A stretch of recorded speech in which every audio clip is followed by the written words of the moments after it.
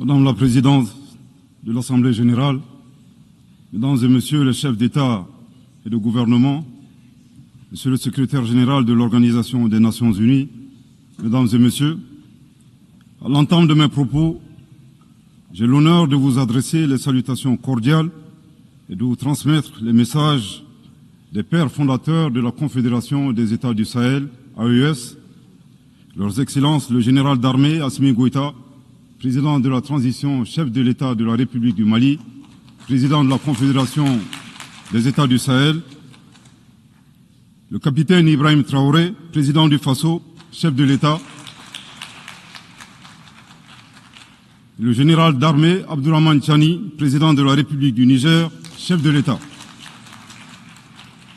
Je vous prie de recevoir également les salutations chaleureuses du peuple digne de l'AES, plus que jamais déterminé à se libérer du joug de l'impérialisme et à réaliser son autodétermination dans un esprit panafricaniste. En vous adressant les vœux de succès de la Confédération des États du Sahel pour votre élection à la présidence de cette 80e session de l'Assemblée générale, Madame la Présidente, je félicite en même temps votre prédécesseur, Son Excellence M. Philémon Yang, de la République du Cameroun, pour son leadership exemplaire durant les travaux de la 79e session. Qu'il me soit enfin permis de réitérer au secrétaire général, M. Antonio Guterres, notre appréciation des efforts qu'il continue de déployer pour la réalisation des nobles objectifs de notre organisation commune. Mesdames et Messieurs, le thème de cette 80e session de l'Assemblée générale, à savoir, je cite, « Mieux ensemble, plus de 80 ans au service de la paix, du développement et des droits humains », fin de citation, est d'une importance toute particulière pour les États membres de la Confédération AES. Oui, la paix, l'entraide, le développement et la préservation des droits humains demeurent les principaux objectifs, voire la raison d'être des Nations Unies. Hélas, ces objectifs essentiels n'ont jamais été autant ébranlés dans le monde et au Sahel précisément, du fait essentiellement des groupes armés obscurantistes, instrumentalisés et soutenus par des sponsors étatiques étrangers. Les États membres de la Confédération des États du Sahel sont à l'avant-garde de la lutte contre le terrorisme qui constitue à la fois une menace réelle à la paix et à la sécurité internationale, mais aussi et surtout une atteinte grave au fondement même de nos États. Sous l'impulsion de nos chefs d'État, les forces de défense et de sécurité des 3 pays de la Confédération AES travaillent étroitement dans un élan de collaboration et de complémentarité sans précédent et sont portés par un engagement commun et une mutualisation des efforts pour endiguer le fléau du terrorisme. Cette nouvelle dynamique, articulée autour du renforcement des capacités opérationnelles de nos forces de défense et de sécurité, à travers un recrutement massif, une formation adéquate et la fourniture d'équipements appropriés, produit chaque jour des résultats encourageants sur le terrain, confirmant ainsi toute la pertinence de notre décision souveraine de nous mettre ensemble pour combattre nos ennemis communs. À la différence de certains États qui ont ouvert des couloirs de passage sur leur territoire aux terroristes, en vue d'attaquer d'autres pays ou d'offrir leur territoire comme base arrière, les pères fondateurs de l'AES, par engagement panafricaniste et dans le souci de préserver les intérêts de leur population, ont décidé de sécuriser leur pays tout en évitant une propagation de la menace vers d'autres régions africaines, voire dans le monde, effectuant ainsi un véritable travail de sécurité publique régionale et mondiale. Il ne fait l'ombre d'aucun doute que par leur sacrifice, les vaillantes forces de défense et de sécurité de l'AES contribuent à la sécurité d'autres régions, notamment les pays situés sur la côte ouest africaine. Nous saisissons cette opportunité pour nous incliner devant la mémoire des victimes civiles et militaires de l'insécurité dans le Sahel. L'approche souverainiste mise en œuvre s'inscrit dans le cadre de la vision portée par les chefs d'État de l'AES dédiée à la sécurité de nos États, suite au retrait des forces internationales. Défiant tous les pronostics et loin de se saborder, nos pays ont fait preuve d'ingéniosité en se fondant sur le substrat historique, géographique et la capacité de résilience des peuples confédérés qui, malgré plus d'une décennie de crise sécuritaire et humanitaire, continue de démontrer une force exceptionnelle d'engagement patriotique. En somme, nos trois pays ont su apporter une réponse coordonnée et endogène à cette guerre qui nous a été imposée. C'est le lieu de renouveler ici la détermination pleine et entière de la Confédération AES à devenir une puissance régionale panafricaniste, à poursuivre et à intensifier ses actions en vue de bouter à jamais le terrorisme hors de notre espace commun, à consolider l'autorité de l'État, à protéger nos populations et leurs biens et à assurer notre prospérité. La Confédération AES réitère avec force sa ferme condamnation du soutien ouvert et parfois exprimé publiquement de sponsors étatiques étrangers qui, pour des motifs impérialistes, déstabilisent notre entité d'une part, en mettant à la disposition des groupes terroristes des conseillers, des moyens logistiques et des armes et munitions, d'autre part en leur accordant un soutien politique et en leur offrant des bases arrières situées dans certains pays voisins en violation de toutes les règles internationales. Mesdames et messieurs, aussi éloignés qu'il n'y paraît, la guerre en Ukraine et le terrorisme dans le Sahel ont des connexions.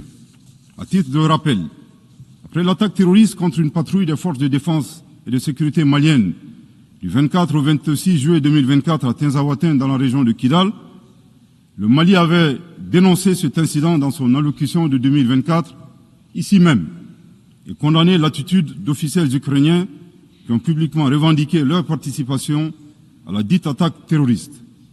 De ce comportement atypique, nous avons déduit tout simplement que les officiels ukrainiens ont malheureusement confondu la scène internationale et la scène de théâtre.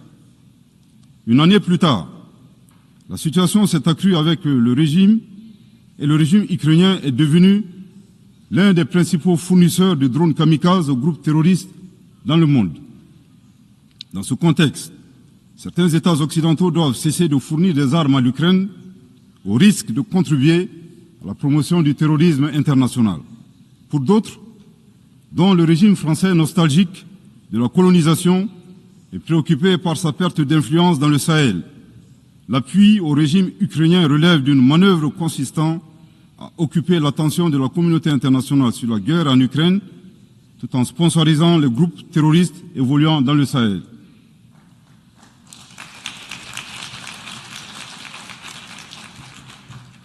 Fidèle au principe de la Charte des Nations Unies, le Mali avait, le 15 août 2022, saisi le Conseil de sécurité des Nations Unies en vue d'une réunion du Conseil afin que mon pays puisse fournir des preuves irréfragables du soutien de la France aux activités terroristes. Jusque-là, la requête est demeurée sans suite, alors que leurs actions de sabotage continuent à divers niveaux. Il est temps d'agir pour que les responsables de ces violences soient identifiés et confondus, que les résolutions soient traduites en engagements concrets, que l'espace sahélien soit définitivement sécurisé et que les ressources du Sahel bénéficient aux populations du Sahel. Les institutions internationales, au premier chef l'ONU, ont été créées au lendemain de la Seconde Guerre mondiale pour protéger les peuples contre les excès de violence, les logiques d'anéantissement et les génocides silencieux. Il est grand temps que la conscience mondiale se réveille et que les institutions internationales prennent leur part de responsabilité en répondant véritablement aux cris de détresse des peuples opprimés qui revendiquent leur souveraineté. La Confédération AES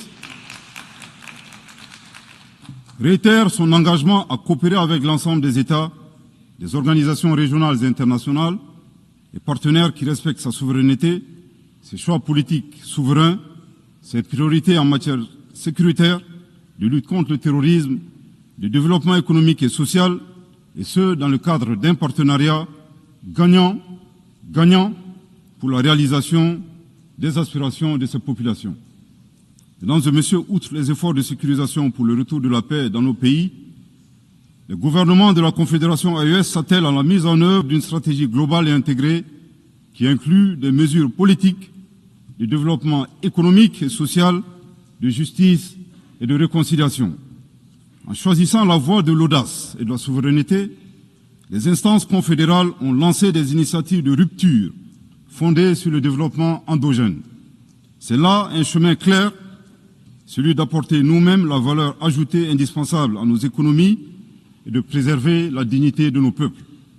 Ce choix que nous assumons pleinement traduit notre volonté ferme et inébranlable de prendre en main notre destin.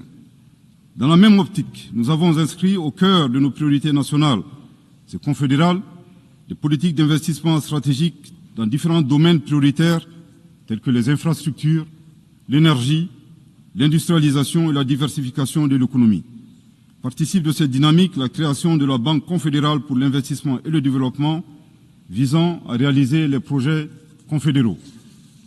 La Confédération des États du Sahel fonde ses ambitions de développement sur des atouts indéniables. Un territoire vaste de 2 800 000 km² et une population de 75 millions d'habitants, dont la majorité est composée de jeunes. À cela s'ajoute sa diaspora forte, engagée et agissante. Elle compte également sur ses terres fertiles, ses nombreux cours d'eau, ses sources d'énergie et ses réservoirs en ressources minières parmi les plus importants au monde. Mesdames et messieurs, la troisième dimension du thème de cette 80e session de l'Assemblée porte sur les droits humains.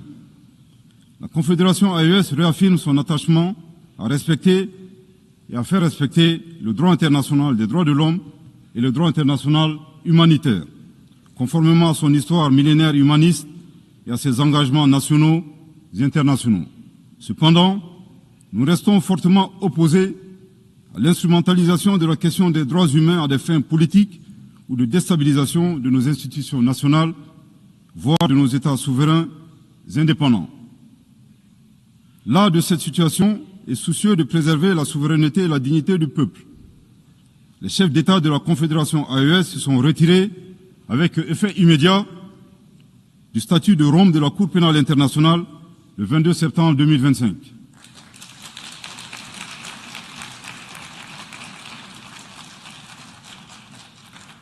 À ce retrait s'ajoute leur volonté de privilégier dorénavant des mécanismes endogènes de justice en adéquation avec leurs valeurs sociétales et dans l'intérêt du peuple de l'AES.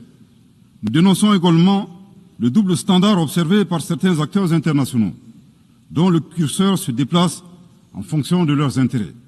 Ces donneurs de leçons ne sont d'ailleurs eux-mêmes pas les meilleurs exemples en matière de respect des droits de l'homme.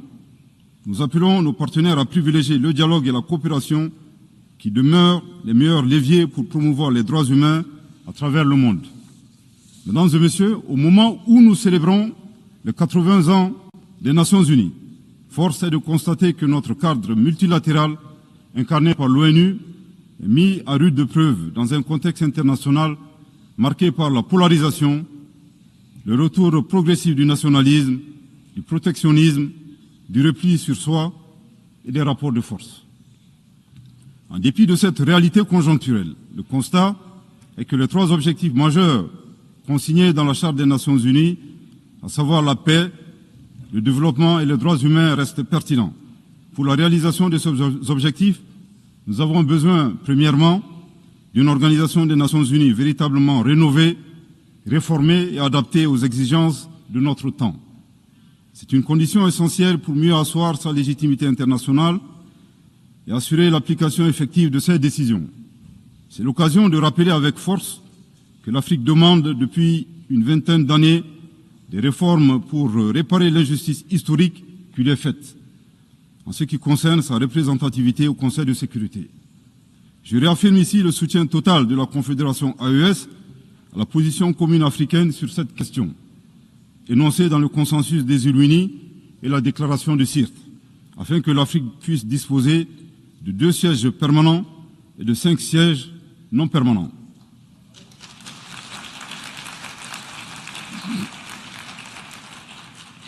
Deuxièmement, nous avons besoin d'une organisation des Nations Unies garante du respect du droit international pour tous. Nous sommes préoccupés de constater les violations flagrantes du droit international dans le monde, et ce, en toute impunité. Ce 80e anniversaire de l'ONU est pour nous, États membres, l'occasion de réaffirmer notre attachement indéfectible à un cadre multilatéral fondé sur le droit et non la force. Troisièmement, nous avons besoin de mécanismes robustes de suivi et de mise en œuvre des conclusions des conférences internationales. Le constat dans ce domaine est clair. De la création de l'ONU en 1945 à nos jours, nous avons tenu des dizaines de conférences internationales dont les engagements ont été très faiblement, sinon pas mis en œuvre, au profit des populations que nous représentons ici. Cette situation doit impérativement changer. C'est pourquoi nous plaidons pour que les réformes envisagées prennent en charge cette problématique afin que nos nations respectives puissent bénéficier des dividendes des engagements pris sous l'égide de l'Organisation des Nations Unies. Pour sa part, la Confédération des États du Sahel est disposée à apporter sa contribution en vue de la réforme devenue indispensable du cadre multilatéral des Nations Unies. S'agissant de la gouvernance mondiale actuelle, il apparaît de plus en plus évident qu'elle n'est plus adaptée aux défis actuels et à venir. Elle a plutôt besoin d'une refondation plus hardie des instances économiques et financières internationales qui gagneraient à prendre en charge la question du financement de la sécurité et de la lutte contre les crises exogènes. À cet égard, des mécanismes innovants comme les BRICS offrent une alternative constructive et plus respectueuse des intérêts des pays émergents et en développement, tout comme les initiatives africaines de financement du développement auxquelles les pays du Sahel accordent une attention particulière pour briser le cycle vicieux de la dépendance et du surendettement. Dans cette dynamique, les préoccupations de l'Afrique en matière de développement économique et social sont à prendre en compte. Une Afrique présentée comme continent de l'avenir, riche de sa jeunesse, mais hélas qui fait face au lourd fardeau de la dette extérieure, au pillage de ses ressources, au commerce illégal, au transfert négatif des ressources et aux aléas des changements climatiques, entre autres défis. Mesdames et messieurs, au plan national, le Mali, dans sa quête de paix et de stabilité durable, et conformément aux aspirations de ces populations exprimées lors du dialogue intermalien pour la paix et la réconciliation, a adopté une charte pour la paix et la réconciliation nationale, fruit d'un processus participatif, inclusif, axé sur le dialogue et la concertation entre les Maliennes et les Maliens de toutes les couches socio-professionnelles et de la diaspora. La charte incarne notre détermination à renforcer l'appropriation nationale du processus de paix au Mali. Elle s'appuie sur nos réalités, nos valeurs traditionnelles et nos mécanismes endogènes de règlement des différends afin de se tourner résolument vers un avenir partagé et promoteur. Le 22 juillet 2025, lors de la remise officielle de la charte, Son Excellence le général d'armée Assimi Goïta, président de la transition au chef de l'État de la République du Mali, dans son allocution, a mis l'accent sur la portée historique de cet événement en ces termes. Je cite : « La présente cérémonie est d'autant plus singulière qu'elle est porteuse d'un rêve collectif, celui de l'espoir d'une paix durable, de la cohésion sociale, en somme la réconciliation dans notre chère patrie. » Fin de citation. S'agissant des préoccupations régionales, je ne saurais passer sous silence la destruction d'un aéronef de type drone des forces armées maliennes le 1er avril 2025 par la junte algérienne. Le Mali condamne fortement cette agression et a saisi la Cour internationale de justice à cet effet. Depuis son accession à l'indépendance le 22 septembre 1960, le Mali n'a ménagé aucun effort pour la décolonisation du continent africain. À ce titre, il a activement soutenu de manière exceptionnelle l'Algérie dans sa guerre de libération contre le colonisateur français. Au regard de cette position politique constante en faveur du panafricanisme, ajoutée à la proximité géographique entre deux pays qui partagent une frontière distante de 1300 km, le Mali a toujours observé à l'endroit du peuple frère algérien une attention bienveillante. À rebours de cette approche constructive du Mali, nous mettrons en exergue trois situations incongrues et incompréhensibles ayant marqué les relations récentes entre nos deux pays. 1. L'attaque lâche et perfide ayant visé les forces armées maliennes à Tinzaouaten s'est déroulée à quelques kilomètres de la frontière algérienne. Curieusement, la junte algérienne n'a rien vu ni entendu, alors même que l'acte terroriste a été planifié sur son territoire. Troublant pour un pays qui a été désigné comme champion de l'Union africaine de la lutte contre le terrorisme et qui est devenu ces dernières années champion de la promotion du terrorisme et exportateur des terroristes.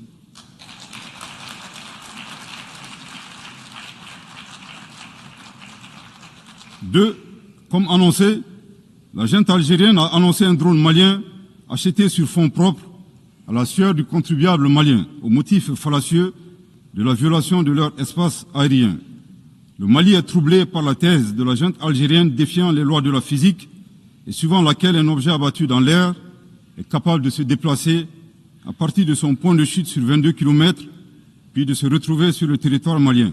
En effet, il est utile de souligner que les débris du drone malien se sont retrouvés sur le territoire malien, validant nos arguments. 3. Le 4 septembre 2025, le gouvernement malien a informé l'opinion du dépôt d'une requête introductive d'instance auprès de la Cour internationale de justice contre la junte algérienne concernant la destruction du drone.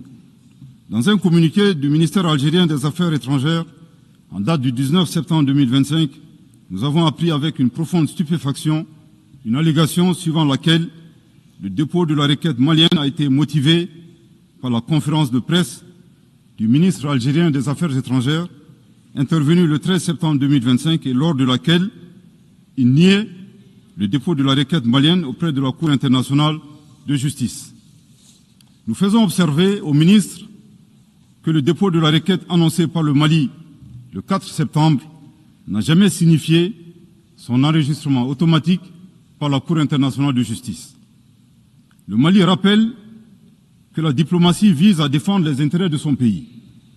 En supposant que la plainte malienne ait été déclenchée par sa conférence de presse, l'énergumène d'Alger démontre que sa vision de la diplomatie est de pousser les autres pays à poursuivre son pays devant des instances internationales, devenant ainsi un performant autobuteur, populairement appelé au Mali Yabé. C'est troublant.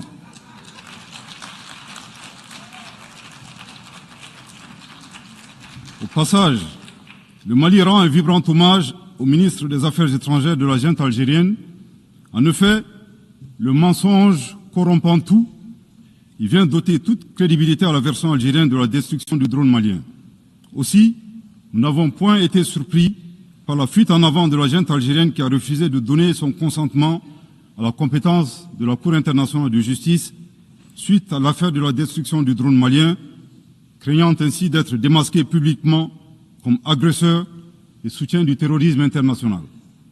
Au regard de ces 3 points insolites, le Mali recommande à la junte algérienne, d'une part, de faire sienne cette citation de Amadou Hampâté-Bâ dans Vie et enseignement de Thierno Bokar, le sage de Badiangara, je cite, « Certaines vérités ne nous paraissent invraisemblables que tout simplement parce que notre connaissance ne les atteint pas. » Fin de citation. Nous les invitons à chercher à connaître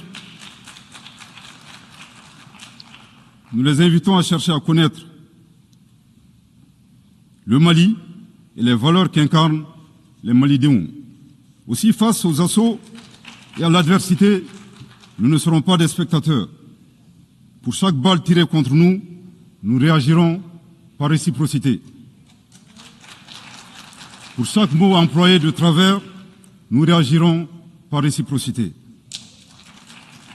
D'autre part, il est vivement recommandé à la junte algérienne d'organiser à Tinzaouaté en Algérie un festival international annuel dédié à l'artifice de l'intelligence humaine. Du haut de cette tribune, nous appelons la junte algérienne à cesser de soutenir le terrorisme international et à s'impliquer résolument dans la promotion de la paix et de la sécurité dans un esprit constructif en respectant la souveraineté des États. Je répète, du haut de cette tribune, nous appelons la junte algérienne à cesser de soutenir le terrorisme international et à s'impliquer résolument dans la promotion de la paix et de la sécurité dans un esprit constructif en respectant la souveraineté des États. Je répète pour une dernière fois, du haut de cette tribune, nous appelons la junte algérienne à cesser de soutenir le terrorisme international et à s'impliquer résolument dans la promotion de la paix et de la sécurité dans un esprit constructif et en respectant la souveraineté des États. À bon entendeur, tant pis.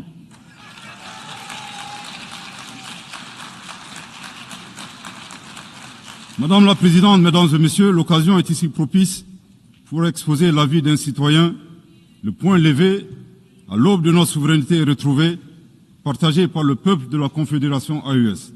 Notre confédération est composée de nations combattantes, une terre de résistance. Ce que nous affrontons, ce n'est pas un simple conflit intérieur, c'est une guerre hybride soutenue par des intérêts impérialistes où les ennemis de la paix portent parfois des cravates. Si l'ONU continue à feindre l'ignorance, elle cessera d'être la somme du monde et deviendra le bras passif de l'injustice mondiale. Nous disons ceci, la Confédération AES n'a pas peur, elle ne cédera pas, elle résistera encore et toujours.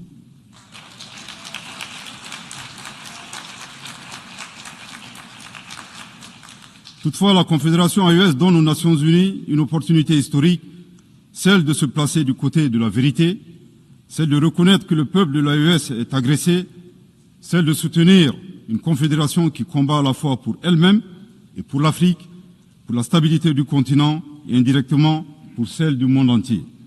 L'histoire jugera, elle jugera ceux qui ont armé les forces du mal, elle jugera ceux qui ont détourné le regard, elle jugera ceux qui ont oublié que la justice est la seule voie vers la paix durable.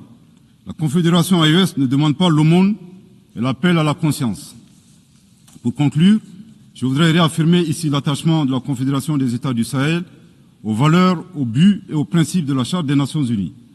Aussi, la Confédération AES indique qu'on ne peut être mieux ensemble qu'à la condition d'œuvrer collectivement pour un multilatéralisme à visage humain, fait de dialogue, fondé sur le droit, la coopération et la solidarité entre les peuples, promouvant la paix et le développement dans le respect de la souveraineté des États.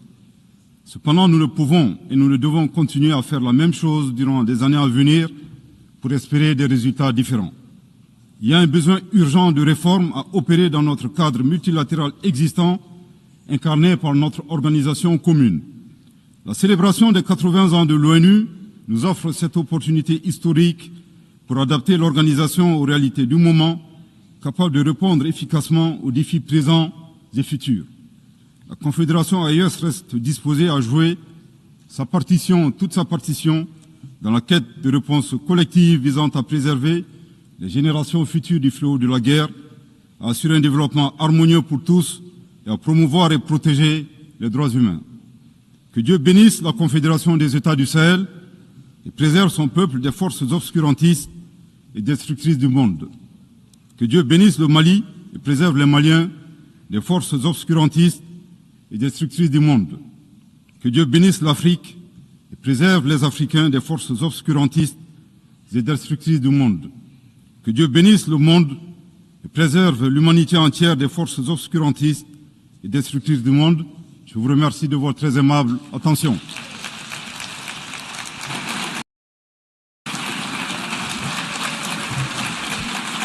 Au nom de l'Assemblée générale, je tiens à remercier le Premier ministre, chef du gouvernement et ministre de l'administration territoriale et de la décentralisation de la République du Mali. L'Assemblée va entendre à présent l'allocution de Son Excellence Monsieur Javier Espot Zamora, chef du gouvernement de la Principauté d'Andorre. Je prie le protocole de bien vouloir accompagner Son Excellence, que j'invite à prendre la parole devant cette Assemblée.